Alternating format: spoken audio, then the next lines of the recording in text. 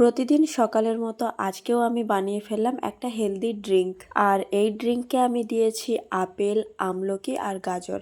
আর এই ড্রিঙ্কগুলো কিন্তু খালি পেটে খেতে হয়। এরপর ফ্রেশ হয়ে আমি বসে পড়লাম আমার স্কিন কেয়ার করতে। আমার যত কাজই থাকুক না কেন, আমি একটু সময় বের করি নিজের স্কিনটাকে ভালো করে যত্ন নেওয়ার জন্য। কেউ তোমাকে এসে বলবে না তুমি নিজের যত্ন নাও, তোমাকে নিজের যত্নটা কিন্তু নিজে থেকেই নিতে হবে। এরপর আমাকে মা সকালের জলখাবারটা রেডি করে দিতে বলল। মা অবশ্য জলখাবারের জন্য সবজি টবজি সমস্ত কিছু কেটে দিয়েছিল, আমি শুধু রান্নাটা করে নিয়েছি।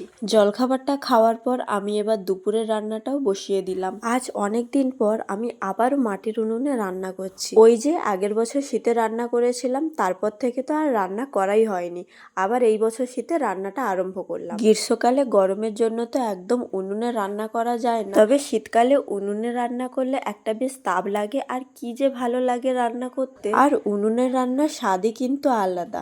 আমরা যত যাই গ্যাসে রান্না করি না কেন, উনুনের রান্না কিন্তু সবসময় টেস্ট ভালো হয়। আজ বাপি আর রাজু মিলে পুকুরটা পরিষ্কার করছে।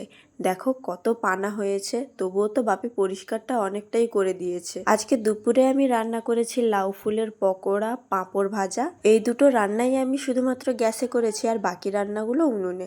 সাথে করেছি ডাল, এটা উনুনে করেছি। আর রান্না করেছি পটল ভাজা আর মাংসের ঝোল।